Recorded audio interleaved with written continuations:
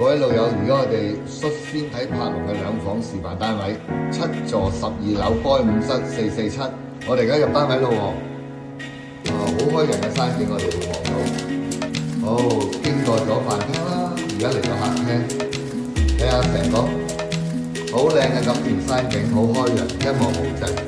今日天氣唔算太靚啦，如果天氣靚嘅時候不得了啊！望嗰個 view 仲遠仲舒服啊！嗱，咁睇睇單位資料啦，而家見到呢個單位就係457尺，柏龍站頂兩房單位。而家我哋喺客廳睇翻過去飯廳嗰邊，嗱，飯廳嗰邊有個好靚嘅 open kitchen 啦，跟住我哋試下入睡房一路睇咯喎。咁用料同三房單位大單位都基本上一樣嘅。景觀方面一樣啦，我哋3前速廳同埋兩個房都係一直望到好靚呢一個山景。好，睇埋主人房個 view，